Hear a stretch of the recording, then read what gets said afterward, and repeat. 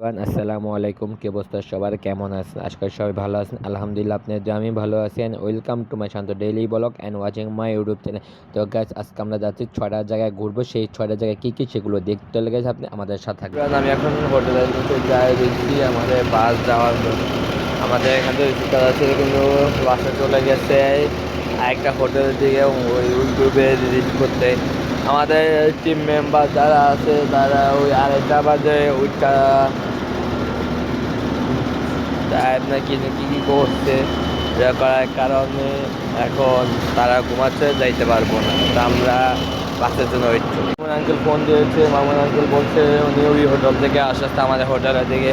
তো দেখা যাক আমাদের টিম মেম্বার কি যাবে কি যাবে না, বলতে তো পারছি না। যদি না যায় তাহলে আমি একা যাবো উহুদের এবং বিভিন্ন বিভিন্ন স্থান ঘুরে ফিরে দেখবো ইনশাল্লাহ। তো আমরা হোটেলে যাইছি, এখন কিছু মানে যে আমাদের বাস, এখন আমরা বাসে উঠবো। এরপর আমরা উহুদের পাহাড়ে বিভিন্ন পাহাড়ে যাব ইনশাল্লাহ। এই যে আমাদের কাঙ্ক্ষিত বাসটি, এই বাস এখন আমরা উঠবো ইনশাল্লাহ। এই যে গেটটা খুলে দিয়েছে, আমরা গাড়িতে উঠি।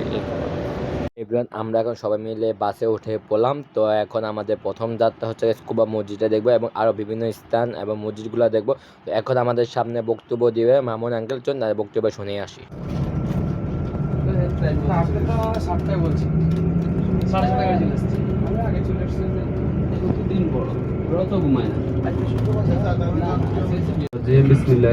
আলহামদুলিল্লাহ, আমরা যদিও আজকে আমাদের যে পরিমাণ হাজি যাওয়ার কথা সংখ্যা একটু কম, সকালবেলা সবাই ঘুমাচ্ছে, তারপর আমরা যারা আছি ইনশাআল্লাহ আমরা আমাদের যে আজকে মদিনার যে গুরুত্বপূর্ণ জিয়ারা, আসলে মদিনার জিয়ারাটাই সবচেয়ে বেশি গুরুত্বপূর্ণ। এখন হাজি সাহেবরা উপলব্ধি করতে যদি ব্যর্থ হয় তাহলে তো আমাদের করার কিছু নাই। যাই হোক, আমরা যারা আছি আমরা ইনশাআল্লাহ আমরা আমাদের যে জিনিসটা জিয়ারা আমরা ওটা সুন্দরভাবে সম্পন্ন করব।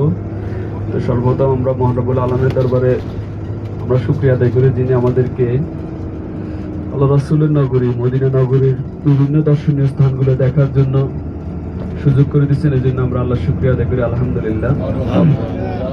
আমরা শুরুতেই আমরা যে মসজিদে যাব, সেই মসজিদটির নাম হচ্ছে মসজিদে কুবা। ইসলামের ইতিহাসে প্রথম মসজিদ, আল্লাহ রাসূল তার সাহাবীদেরকে নিয়ে নির্মাণ করেছিলেন। মসজিদ নববীর আগে প্রথম মসজিদ, যেটা আল্লাহ রাসূল হিজরত করে যখন মদিনা আসছিল, তখন যে স্থানে প্রথমে অবস্থান করেছিলেন সাহাবায়ে কেরামদেরকে নিয়ে আল্লাহ রাসূল নিজ হাতে সাহাবীদেরকে নিয়ে যে মসজিদটা তৈরি করেছিলেন, ওই মসজিদের নাম হচ্ছে মসজিদে কুবা।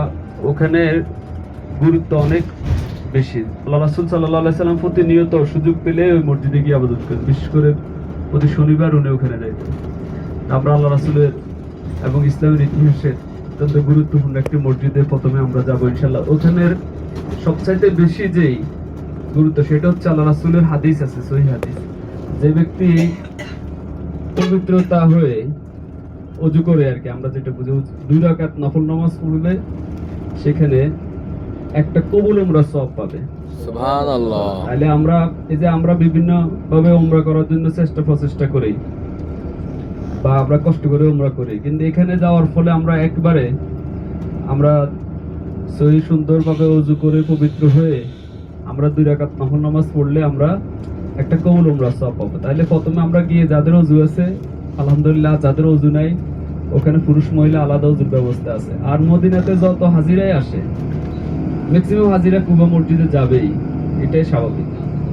তো এই সুযোগটা আল্লাহ আমাদের করে দিয়েছে। আমরা সহজে আমরা ইনশাআল্লাহ আল্লাহর কাছে আমরা আশাবাদী, আমরা কিছুক্ষণ পরে আমরা কুবা মসজিদে যাব, ওখানে গিয়ে 2 রাকাত নামাজ পড়ে একটা কবুল উমরা সওয়াব হাসিল করব ইনশাআল্লাহ। আমরা ওখানে ওযু করব। আর যেহেতু অনেক হাজি ওখানে সমাগম হয়, আমরা সবাই আমাদের যে গাড়ি, আমি আগে যেভাবে বলেছিলাম আর কি, আমাদের গাড়ি যেভাবে থাকবে আমরা ওইখান থেকে আমরা সবাই দলবদ্ধভাবে, মহিলাদের আলাদা ব্যবস্থা, পুরুষদের আলাদা ব্যবস্থা। মহিলারা যারা আছেন আপনারা সংঘবদ্ধভাবে একসাথে ঢুকবেন, একসাথে বের হয়ে চলে আসবেন। আর আমরা পুরুষরা তো আছি, একসাথে ঢুকে একসাথে বের হয়ে চলে আসবো। আর গাড়িটা আমাদের যেখানে থামবে আমরা ওখানে নির্দিষ্ট স্থানে চলে আসবো ইনশাআল্লাহ। এই বিষয়গুলো একটু খেয়াল রাখলে আমরা আমাদের যে কয়েকজন আছি আমরা ইনশাল্লাহ আমাদের জিয়ারাটা সুন্দরভাবে আজকে সম্পূর্ণ করতে পারবো, এতে করে আমাদের সবার জন্য মঙ্গল হবে এবং সময় সেভ হবে আমরা যদি সুশৃঙ্খল ভাবে ওটা আদায় করতে পারি ইনশাল্লাহ। ঠিক আছে, তাইলে আমরা আমাদের যে গন্তব্য আমরা ওইদিকে রওনা করতেছি। আর এরপরে যে সমস্ত স্থান আসবে সময়ের আলোকে ওখানকার যে সংক্ষিপ্ত কথাগুলো আমি বলার চেষ্টা করব। তো আল্লাহ রাব্বুল আলামিন আমাদের আজকের এই জিয়ারা শুরু থেকে শেষ পর্যন্ত যেন আমরা সুচারুভাবে সুন্দরভাবে যেন সম্পন্ন করতে পারি সেই তৌফিক কামনা করে আমি আমার কথা শেষ করছি। আসসালামু আলাইকুম ওয়া রাহমাতুল্লাহি ওয়া বারাকাতুহু। এই কাফেলা ছুটে চলে মদিনার পানে, দিল মাঝে শুধু তোমারই ছবি প্রিয় নামে। মরুভূমির বুকে আঁকা পথ তোমারই ঠিকানা, এই পথ যেন জান্নাতের মধুর ঠিকানা। দূর থেকে ওই মিনার দেখি মন ভরে যায়, রওজা মোবারক সালাম দিতে প্রাণ ছুটে যায়। পৌঁছে গেলাম তোমার দ্বারে হে রাসূল সায়, তোমার নূরের ছোঁয়ায় ধন্য হলো এই অন্তর। আল্লাহ হৃদয়ে শান্তি এলো তোমার স্মরণে, হে রব চোখে দেখি নূর, মন হয়ে গেল পূর্ণতা। এই কাফেলা ছুটে চলে মদিনার পানে, দিল মাঝে শুধু তোমারই ছবি প্রিয় নামে। মরুভূমির বুকে আঁকা পথ তোমারই ঠিকানা, এই পথ যেন জান্নাতের মধুর ঠিকানা। দূর থেকে ওই মিনার দেখি মন ভরে যায়, রওজা মোবারক সালাম দিতে প্রাণ ছুটে যায়। পৌঁছে গেলাম তোমার দ্বারে হে রাসূল সায়, তোমার নূরের ছোঁয়ায় ধন্য হলো এই অন্তর। তোমরা যদি যাও মদিনা, নিও মোর সালাম হে প্রিয় নবীজিনা। চোখে জল হৃদয়ে আশা আমাদের এখন 7:34 বাজে, আমরা 8টার মধ্যে আবার গাড়িতে চলে আসবো। আধা ঘন্টার মধ্যে আমরা আবার গাড়িতে চলে আসবো। আমরা নামাজ পড়ে আর দেরি করবো না, আমরা গাড়িতে চলে যাবো। এরপরে আমাদের আরো অনেকগুলো স্পট আছে, আমরা সব জায়গায় যাবো। আমরা এখন বাসেতে নেমে পড়লাম, আর এই যে আমাদের গ্রুপ, আর উনি হচ্ছে গেছে মামুন আঙ্কেল, ওনার মাধ্যমে আমরা এই সৌদিতে আসতে পারছি, হজ করতে পারতেছি। তো এখন আমরা প্রথমে চলে যাবো কোয়া মসজিদে, ওইখানে গিয়ে 2 রাকাত সালাত আদায় করবো। চলুন আমরা এখন কোয়া মসজিদের উদ্দেশ্যে চলে যাই। হ্যালো এভরিওয়ান, এখন আমরা চলে আসছি কোবা মসজিদে। এটা হচ্ছে বর্তমান কোবা মসজিদ, আর এখানে খাজুর বাগান। তো এখানে 2 রাকাত নামাজ আদায় করতে হবে, এছাড়া আমাদের আর কোনো কাজ নেই। এখন আমরা কুয়া মসজিদে ঢুকবো, কুয়া মসজিদে গিয়ে নামাজটা আদায় করবো ইনশাল্লাহ। হাজার হাজার হাজিরা চলে আসছে এই কুবা মসজিদের মধ্যে।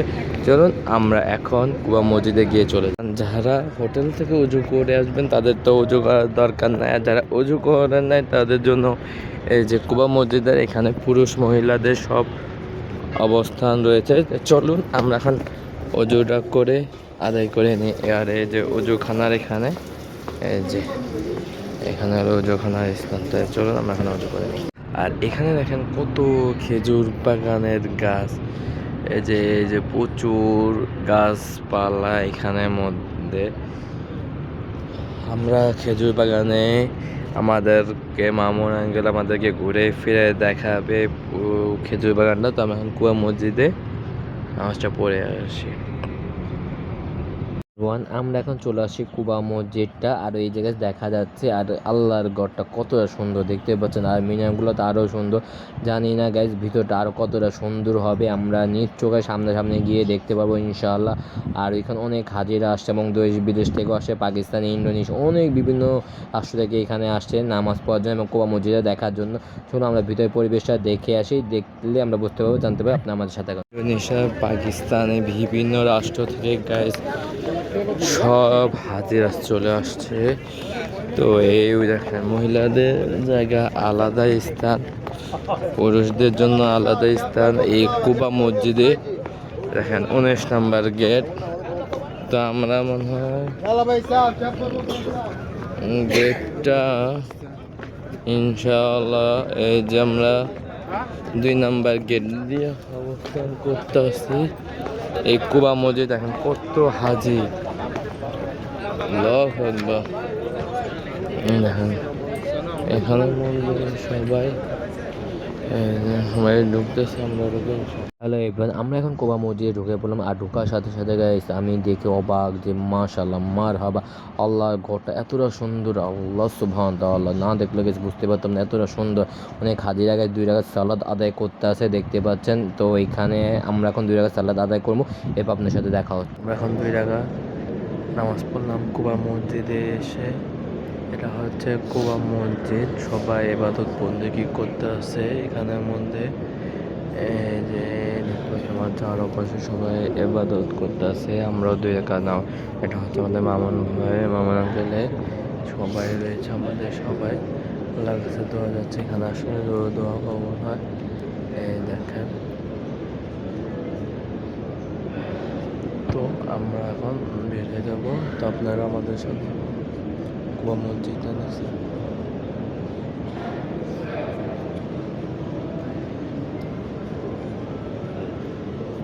মসজিদে গিয়ে 2 রাকাত নামাজ পড়লাম, নামাজ পড়ে এখন আবার বাসে ওঠার জন্য এই যে আমাদের বাস, এই বাসে এখন আমরা উঠবো। উঠে বাদে আমার মামা আঙ্কেল আমাদের কোথায় নিয়ে যাবে সেটা দেখতে হলে আপনি আমাদের খন্দকের যুদ্ধ।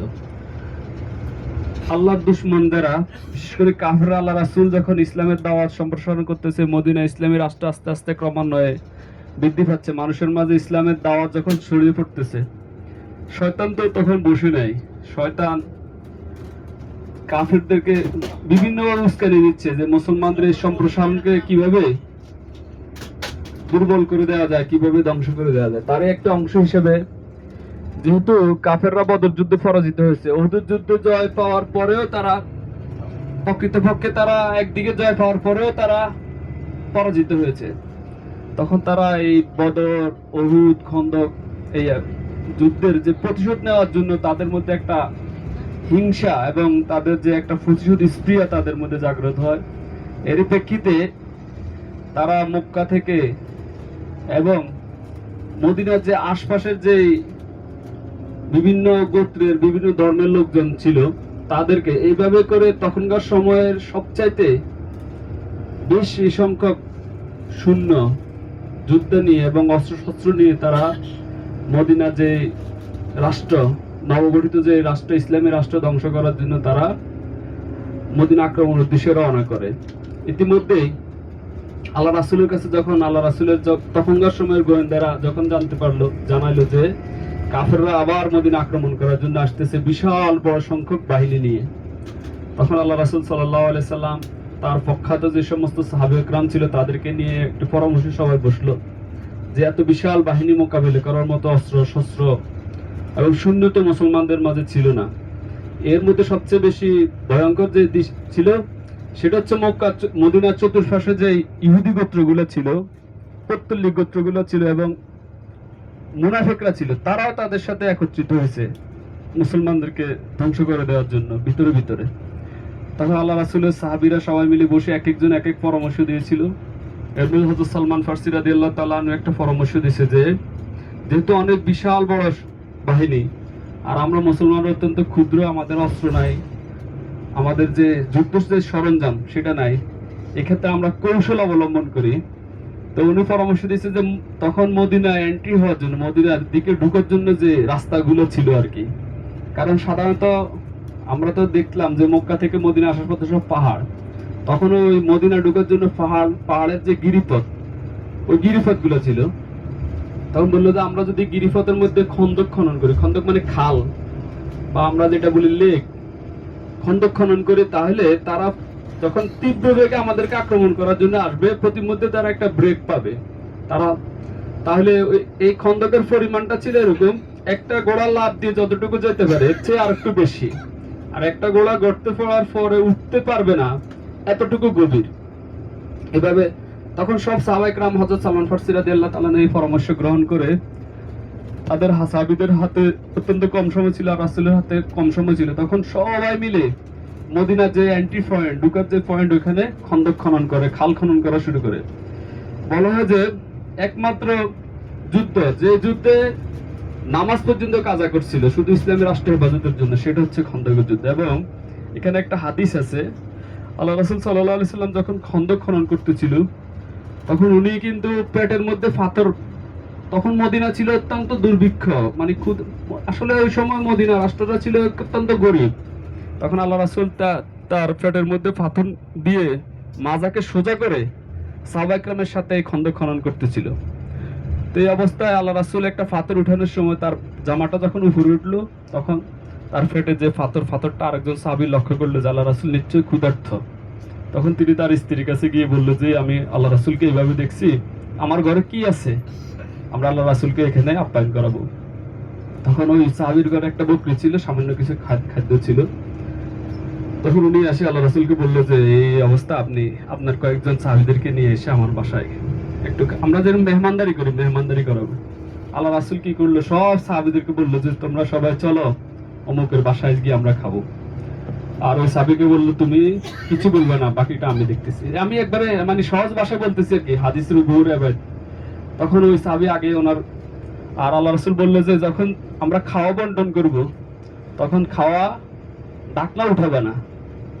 তখন ওই সাহাবীর স্ত্রীর কাছে ওই সাহাবী গিয়ে বললো যে এই অবস্থা। তখন ওনারা তো বুঝলো আল্লাহ রাসূল যেহেতু বলছে নিশ্চয়ই এখানে কোনো একটা রহস্য আছে বা বড় কথা। ঠিকই আল্লাহ রাসূল তার সাহাবীদেরকে নিয়ে সবাই মিলে ওই ডাকনাওয়ালা বরকতপূর্ণ ওই পাতিল থেকে সব সাহাবীদেরকে পেট ভরে খাওয়ানোর পরেও অনেকগুলো খাবার তখন থেকে গেছিল। এটা ছিল রাসূলের একটা মওজুজা বা আল্লাহর একটা সাহায্য। এই হাদিসটা এখানে এই খন্দকের যুদ্ধ যে খাল খনন করা হয়েছিল ওই সময়কার হাদিস। এরপরে খন্দকের যুদ্ধ যখন গর্ত খনন করা হচ্ছিল তখন একটা পাথরের উপরে যখন আঘাত করেছিল তখন পাথরের ঝিলকি মারছিল। তখন আল্লাহ রাসূল বলছে এটা হচ্ছে ফারস্য বিজয়ের। তখন মুসলমানরা পারস্য বিজয়, আল্লাহ রাসূল বলছে একসময় মুসলমানরা ফারস্য বিজয় করে। ফারস্য তখনকার সময়ে, এখন যেটা আমরা আমেরিকা লন্ডন মনে করি, তখনকার সময়টা ছিল তো পারস্য বিজয় সুসংবাদ দিয়েছিল তখন। এইটা হচ্ছে এত বেশি গুরুত্বপূর্ণ। ঠিকই তখন মুসলমানরা এখানে দেখবেন আপনারা 7টা মসজিদ আছে, অর্থাৎ 7 জন সাহাবীর নেতৃত্বে 7টা গ্রুপ তীরন্দাজ বাহিনী এভাবে যখন কাফেররা আসলো আক্রমণ করার জন্য, আসে প্রতিমধ্যে তাদের ঘোড়াগুলো যেগুলো অত্যন্ত তীব্র বেগে ঘোড়া ছিল তারা গর্তে পড়ে গেল এবং তারা থমকে গেল। এবং এরকম যুদ্ধ কৌশল রণকৌশল তাদের দৃষ্টিতে আর কখনো হয়নি। তখন তারা ভয় পেয়ে গেল, তারা ওখানে অবস্থান করলো। তো বেশ কিছুদিন তারা অবস্থান করে দেখলো যে কোনোভাবে কাবু করতে পারতেছে না, ঢুকতে পারতেছে না। আর যারা এগিয়ে আসে মুসলমান সৈন্যরা তাদেরকে তীরন্দাজরা তীর নিক্ষেপ করে তাদেরকে পরাস্ত করতেছে। এভাবে কিছুদিন অপেক্ষা করার পরে তারা সেখান থেকে পালিয়ে যায়। তা আমরা সেই বিস্তারিত আপনারা বিভিন্ন হিস্ট্রির মাধ্যমে আপনারা মোবাইল অ্যান্ড্রয়েড বইয়ের মাধ্যমে আপনারা পড়বেন। তো আমরা ইনশাআল্লাহ এখন খন্দকের ময়দান দেখবো। এখানে 7টা মসজিদ ছিল, এখন আসলে ওগুলো ভেঙে ফেলছে সৌদি গভর্নমেন্ট, এখানে সংস্কার কাজ চলতেছে। আগে একসময় আমরা যখন আসতাম তখন এখানে গাড়ি পার্কিং করে আমরা হেঁটে হেঁটে দেখতাম, এখন গাড়ি পার্কিং করা দাঁড়ানো নিষিদ্ধ করে দিচ্ছে ওখানে সংস্কার কাজের কারণে। তারপরে 2টা মসজিদ দেখা যায়। মসজিদ বলতে এখানে যে সাহাবীরা যেখানে দাঁড়িয়ে যুদ্ধ করছিল ওনাদের আন্ডারে যে সাহাবীরা ছিল ওরা ওখানে নামাজ পড়ছিল। স্মৃতি হিসেবে ছোট ছোট ওখানে মসজিদ 7টা মসজিদ দিয়েছে। 7টা গ্রুপে 7টা মসজিদ ছিল, এখন অনেকগুলো মসজিদ ভেঙে ফেলছে, 2টা মসজিদকে একসাথে করছে। আমরা সেটা দেখবো ইনশাল্লাহ। আমরা গাড়ি স্লো ভাবে চলবে, আমরা শুধু ময়দানটা দেখবো। আপনারা ফলো করেন ওই যে আমার হাতের উপরে এটার নাম ছিল সালমান ফার্সি রাদিয়াল্লাহু তাআলা মসজিদ। এখন যে মসজিদটা সোজা দেখা যাচ্ছে 2টা মিনার, এখানে 2টা মসজিদকে একসাথে করা হয়েছে। এরপরে সামনে আরো মসজিদ ছিল, এগুলো ভেঙে ফেলছে। আর ওই যে হাতের ডান পাশে একটা মসজিদ আছে পাহাড়ের উপরে, এটা ছিল আলী মসজিদ। এইগুলো এখন ওরা সংস্কার কাজ চলে, ওগুলো সব বাইতুল মুকাদ্দাস। এগুলো জানতে হবে, আমরা মুসলমান, আমাদের ইতিহাস ঐতিহ্য জানা দরকার আছে না?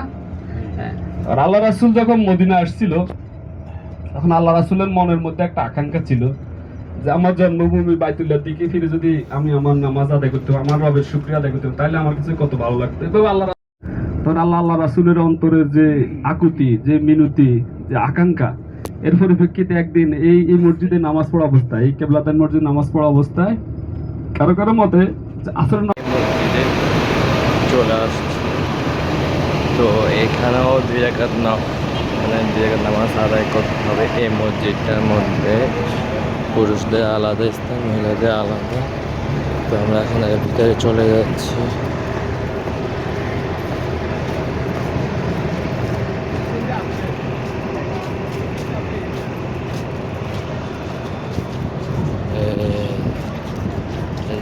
দৃশ্যটা আমি দেখছিলাম, দেখেন এখানে টুস টাস। এই মসজিদে চলে আসছি। দেখেন এই মসজিদটার নাম হচ্ছে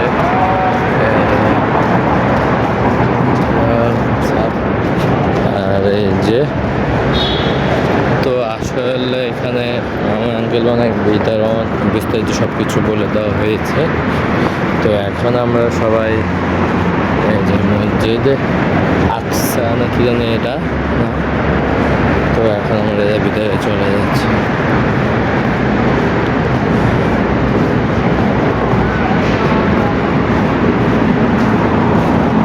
এই যে আমাদের পুরো গ্রুপ লিডারে, ফুল গ্রুপ লিডার এখানে হাজিদের গ্রুপ।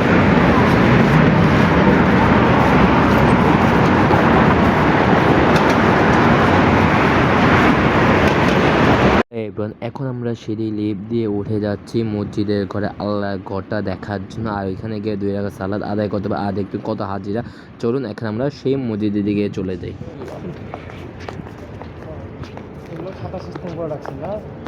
ওই যে রোদের জন্য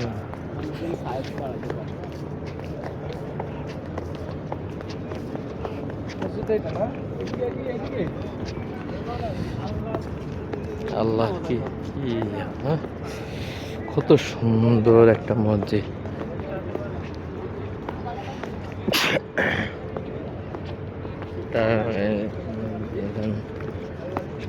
আমরা সব যাচ্ছি এখন। আল্লাহ কি হ্যাঁ, প্রকৃতির কত সৃষ্টি, কত একটা সুন্দর একটা মসজিদ। আর এখানেও 2 নামাজ পড়ানো হবে, কারণ সব দিক নির্দেশনা রয়েছে।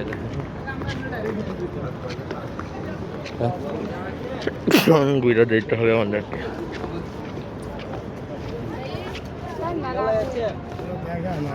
হ্যালো এভরিওয়ান, আমরা এখন চলে আসছি আল্লাহর ঘরে। আর আল্লাহর ঘরটা একটু ঘুরেই ফিরে দেখার চেষ্টা করতেছে এবং আপনাদেরকেও ঘুরেই চেষ্টা করানো হচ্ছে, কারণ আল্লাহর ঘরটা এতটা সুন্দর গাছ নিজের চোখে না দেখলে আসলে বুঝতে পারতাম না। আর এই জায়গাটায় গেছে আমি প্রথম, আর কখনো আসা নেই, ফার্স্ট টাইম আমার বিদেশ ট্যুর দেওয়া হচ্ছে, এবং তাও হজে উপলক্ষে, হজে আসার জন্য এই বিদেশ ট্যুর। তো যাক, আমি আল্লাহর ঘরটা এত সুন্দর এবং মামুন আঙ্কেল ওনার সাথে সাথে থেকে বুঝতেছি এবং জানতেছি, যাতে আমি পরবর্তীতে আসলে কোনো অসুবিধা বা ঝামেলা না পড়তে হয়। আমি দোয়া করে আল্লাহর কাছে, আল্লাহ আমাকে প্রতিবার একবার হলো আল্লাহর ঘর দেখা তৌফিক দান করুক। আর এই যে তার মাধ্যমে অনেক কিছু জানতেছে, অনেক কিছু বোঝা শেষ হয়ে গেছে, আরও বোঝার বাকি রয়েছে। আর এইটা হলো লিফট, এখান দিয়ে উঠতে পারবেন, নামতে পারবেন, অনেক সুযোগ সুবিধা রয়েছে। আর এইটা হচ্ছে আল্লাহর ঘর। তো এখন আমরা ভিতরে চলে যাব, মসজিদে 2 রাকাত সালাত আদায় করব। আদায় করার পর আমরা কোন স্থানে যাচ্ছি না যাচ্ছি সব কিছু আপনাদেরকে জানা দেবো ইনশাল্লাহ। আপনারা আমাদের ব্লগটা দেখতে থাকুন, ভালো লাগবে। আর আল্লাহর ঘরটা সবসময় আসার চেষ্টা করবেন ইনশাল্লাহ। চলুন, আমরা এখন বেশি কথা না বাড়িয়ে এখন চলুন মসজিদের ভিতরে চলে গিয়ে এবং 2 রাকাত আদায় করে এবং ভিতরটা কী অবস্থা দেখে আসি। আল্লাহর ঘরটা ভিতরে ঢোকার সাথে সাথে আমি অবাক, আল্লাহর ঘরটা এতটা সুন্দর, আল্লাহ সুবহানাহু ওয়া তাআলা। আর এই চিহ্নটা দিয়ে গেছে কি জানি একটা বোঝানো হয়, আমি আসলে বুঝতে পারছি না। আপনারা যদি জানেন অবশ্যই আমাকে একটু কমেন্ট করে যাবেন। এখানে 3-4টার মতো অনেকটি রয়েছে, আর এখানে অনেক হাজিরা দেখতে পাচ্ছেন 2 রাকাত সালাত আদায় করতে আসছে। চলুন আমরা এখন আরও একটু সামনে যাই, সামনে গিয়ে আরও বিভিন্ন ডিটেলস জানি এবং 2 রাকাত সালাত আদায় করি। আদায় করার পরে আপনাদেরকে জানাবো। সেই পর্যন্ত গাইস আপনি আমাদের সাথে আর বড়কে দেখতে থাকুন।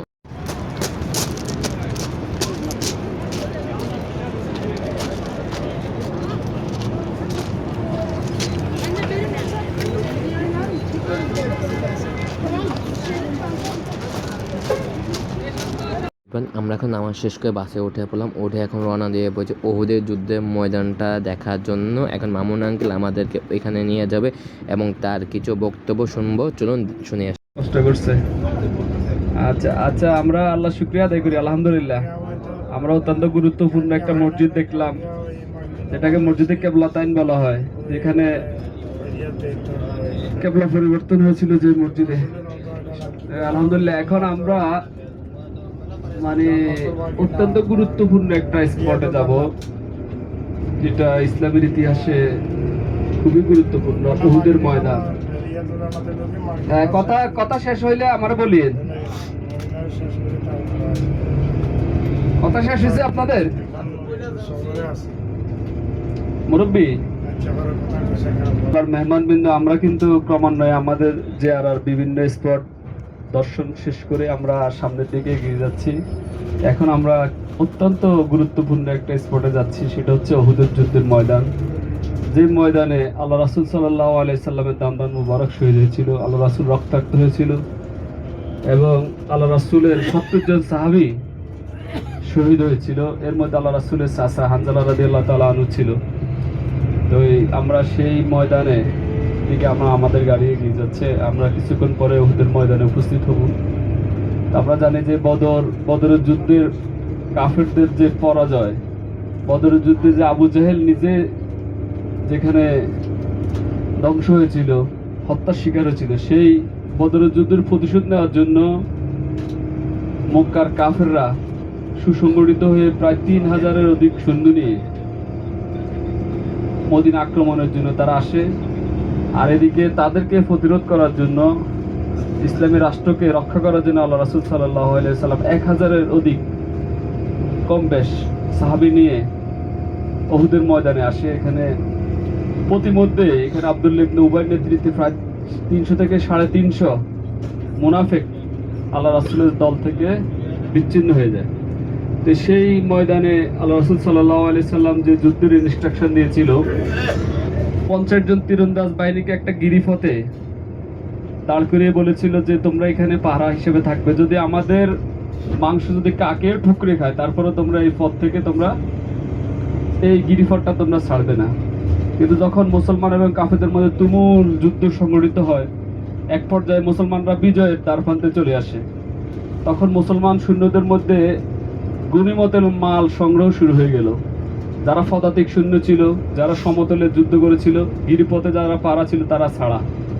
তখনকার সময় যুদ্ধে পরাজিত বাহিনীর যে অর্থ, যে বিভিন্ন সম্পদ ছিল, এগুলা ছিল গনিমতের মাল। এগুলা সৈন্যরা কুড়িয়ে নিত, এর একটা অংশ তারা মালিক হতো, আর একটা অংশ রাষ্ট্রীয় কোষাগারে তারা জমা দিত, আল্লাহ রাসূলের জমা দিত। তো এই অবস্থা দেখে যখন মুসলমানরা জয় লাভ করেছিল, মনে ভেবেছিল যে তারা বিজয় অর্জন করে ফেলেছে, তারা কাফেরদের যে রেখে যাওয়া যে সম্পদগুলো তারা সংগ্রহ করতেছিল।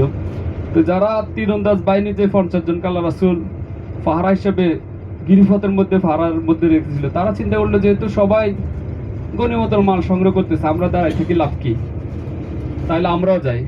তো যে সাহাবীর নেতৃত্বে ওই গিরিপথ পাহারায় ছিল, উনি বললো যে এখন পর্যন্ত আল্লাহ রাসূল থেকে অর্ডার আসে নাই আমাদেরকে এই পথ থেকে চলে যাওয়ার জন্য।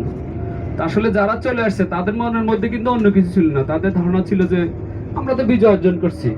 এমন না যে তারা আল্লাহ রাসূলের আনুগত্যের খেলাপ করছিল। তারপরেও তখন কাফেরদের মধ্যে যে প্রধান সেনাপতি ছিল, সে ছিল খালিদ বিন ওলীদ। সে তখন পর্যন্ত সে ছিল কাফের। সে অত্যন্ত সুচতুর সুকৌশলী যোদ্ধা ছিল।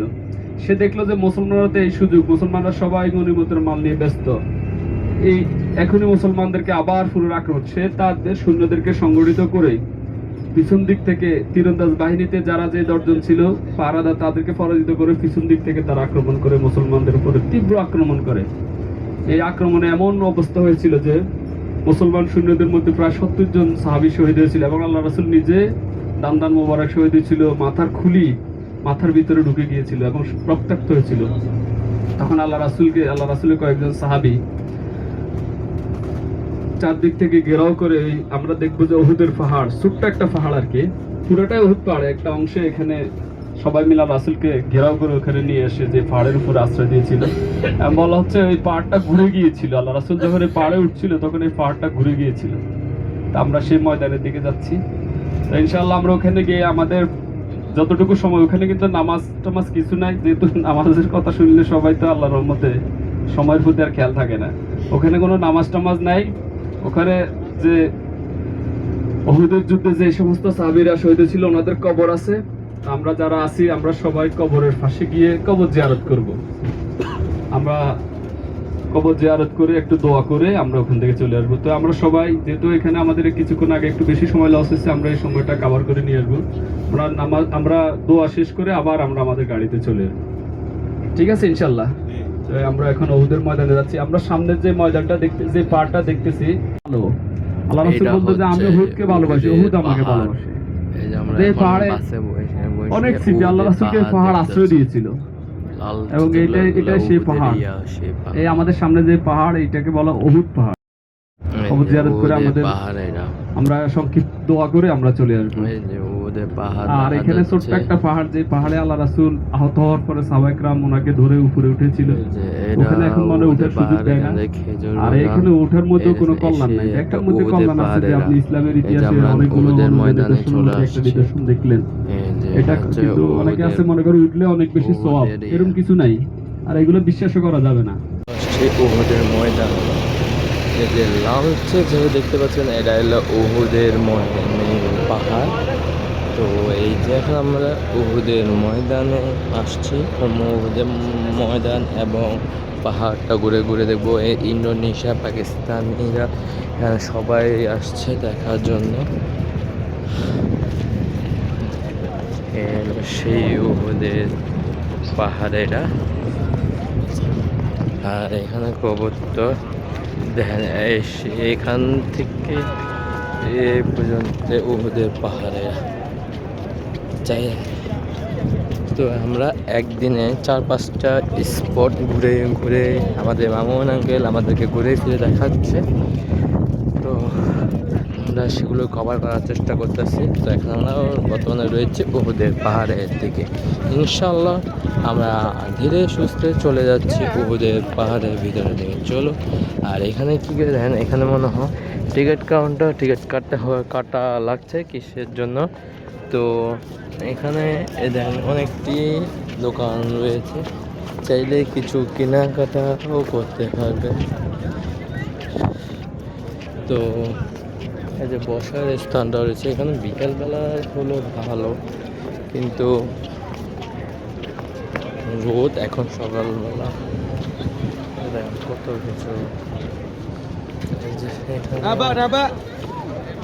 আমরা আগে ভিতরে ওদের পাহাড়ের ভিতরটা ঘুরে আসি, এরপর বাইরের অবস্থানগুলো আপনাদেরকে ঘুরে ফিরে দেখাবো ইনশাআল্লাহ।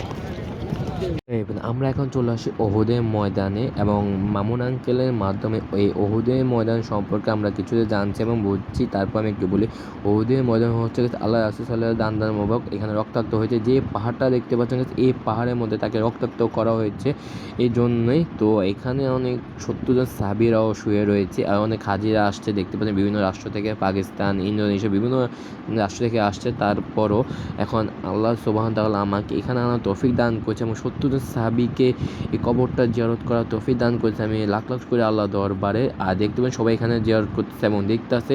চলুন আমরা তার কবরটা দেখে আসি এবং তার জিয়ারত করে আসি এবং মামুন আঙ্কেলের মাধ্যমে তার জিয়ারতটা দেখতে পাবেন ইনশাআল্লাহ। তো তার মামুন আঙ্কেলের কিছু বক্তব্য শুনবো এবং দেখে আসি। চলুন এই কবরটা চলে আসছে। তো এখন আমরা কবরটা একটু ভালোভাবে দেখে আসি এক পলক। অনেকের মতো যে বড় যে চিহ্নটা, এটা একটু বড় আছে না, সাফাই খাইছে বড়টা আসলে স্পেসিফিক না, ওরা ঐতিহাসিক ধারণা করা ছোট বড় যে আমরা যেটা এখানে আসছি সবার রয়েছে।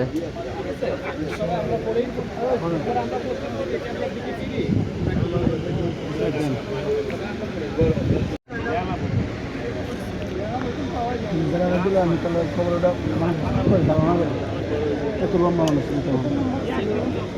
ওই লম্বাইটা না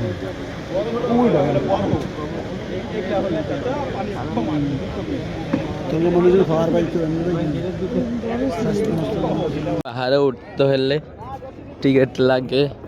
তো এখানে যারা উঠেছে তারা টিকিট দিয়ে উঠে পড়েছে। তো আমরা আসলে ওঠার কথা ছিল, আমরা উঠি নাই, কারণ এক সময় এগুলা খোলা মামলা ছিল। তো দেখুন অনেক মানুষ উহুদের, এই যে উহুদের পাহাড়ে উঠেছে। তো এই কত বড় একটা উহুদের পাহাড় এবং ওইটা হচ্ছে মসজিদ। তো এখানে এই অবস্থা। আর ওইখানে হচ্ছে 70 জন সাহাবীদের কবর। এখানে আমরা সাহাবীদের কবরটা জিয়ারত করলাম এবং দোয়া করলাম তার জন্যই। তো যাক গাইস, আসলে 70 জন সাহাবীরা এখানে শুয়ে রয়েছে। তো এখন আমরা এখান থেকে চলে যাচ্ছি ইনশাল্লাহ। কোন সময় আবার কবে না কবে আসা হয় এবং কবে না আবার আপনাদের সাথে দেখা হবে ইনশাল্লাহ। তো যাক, আমরা এখন এখান থেকে বের হয়ে পড়ছি। আর এই দেখেন সবাই উঠছে। এখানে উঠতে একটু টিকিট লাগে, অনেক কিছু আপনাদেরকে আবার বলতেছি। ইন্দোনেশিয়া, পাকিস্তান, ভুটান, বিভিন্ন দেশ থেকে সবাই আসছে। এই দেখেন ওই দেখেন সবাই উঠতেছে। আমি তো ওরকম আপনাদের ভিডিও কালেকশন করতেছি, কারণ গরমে পাচ্ছি না। এই দেখেন এখানে অনেক দোকান, অনেক কিছুই আছে। ইয়া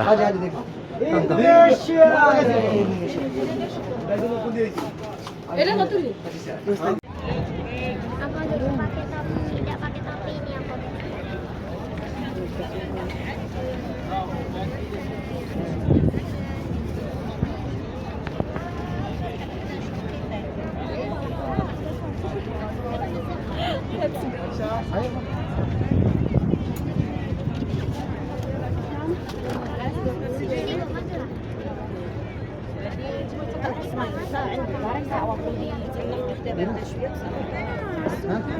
সর্বশেষ মাজরা, একটা খেজুর বাগান। আমরা একটা খেজুর বাগানে গাড়ি থামবে, আমরা দেখবো, নমুনা হিসেবে দেখবো আর কি একটা খেজুর বাগান। মূলত সারা মদিনা শহরে খেজুর বাগান ভরা, চতুর্দিকে খেজুর বাগান আর খেজুর বাগান। এটা পৃথিবীর সবচেয়ে বেশি সুস্বাদু খেজুর উৎপাদন হয় মদিনাতে। আমরা সেই মদিনা নগরী এখন পরিদর্শন করতেছি আলহামদুলিল্লাহ। আমরা ওখানে গিয়ে স্বল্প সময়ের মধ্যে আমরা একটু দেখে শুনে আবার আমরা গাড়িতে চলে আসবো। এরপর আমাদের জিয়ারা ইনশাআল্লাহ শেষের দিকে চলে যাবে।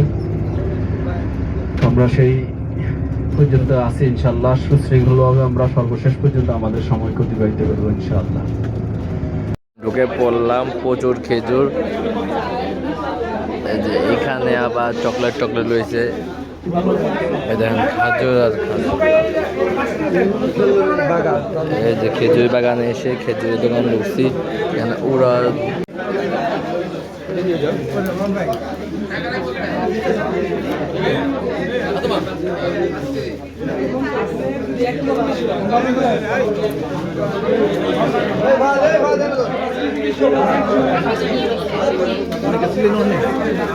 এটা হচ্ছে খেজুরের গাছ। আর এই দেখেন গাইস খেজুরের কি করে রাখছে। এই দেখেন এর ভিতরে ওলা প্রসেসিং, এই বস্তার মধ্যে প্রসেসিং করে সেই খেজুরগুলারে। দেখেন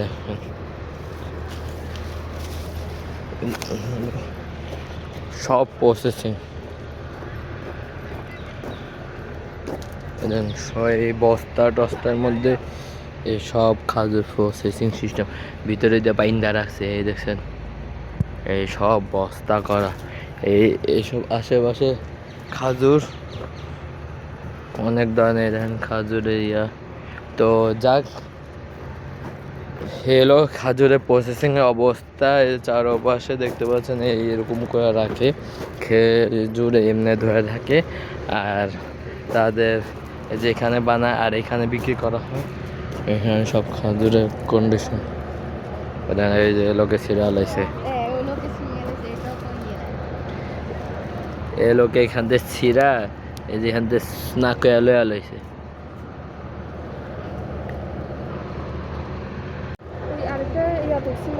কিয়াতে আমরা 607, 612।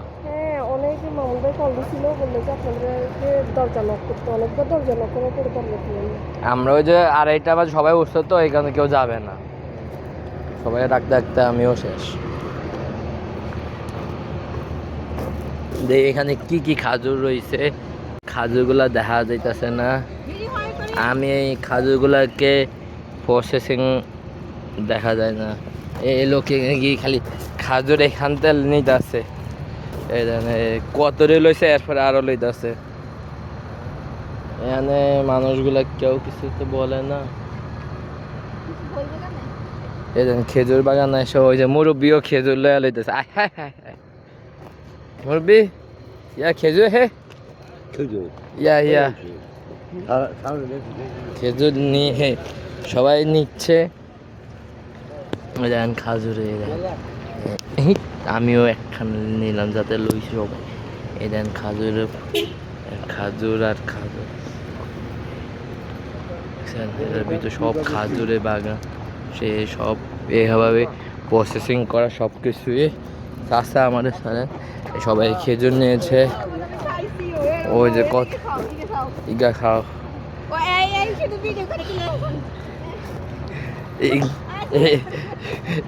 এরা হলো গাছের মানুষ কষ্ট করে, কিন্তু এই গাছের মধ্যে খাজুর লইয়া সবাই এই এক ব্যাগ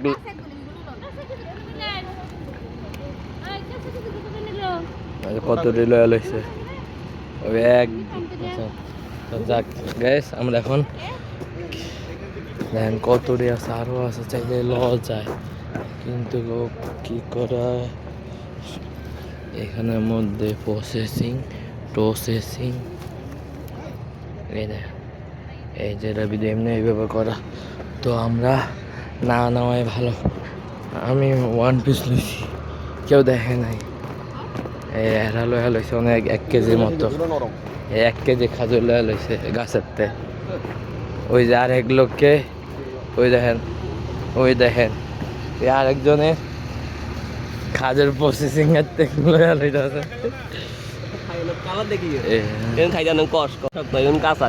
বেশি কাঁচা নি কালার দেখি হ্যাঁ লইবা হন একটা, এই দেখছেন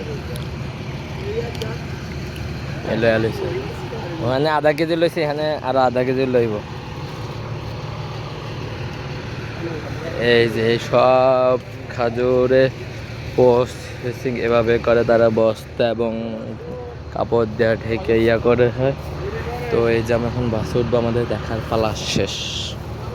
সবাই খাজুর লইছে কতরি করে, 2 আমি 1 লইছি, দরকার আছে না এখন লাগলাম কি শুকা। তারপরেও তারা লয়া লইছে এরা 200 নিন্দা করবা।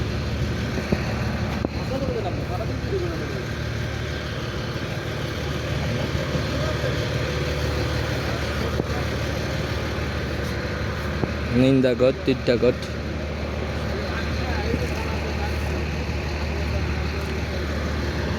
করবা, নিন্দা করবা।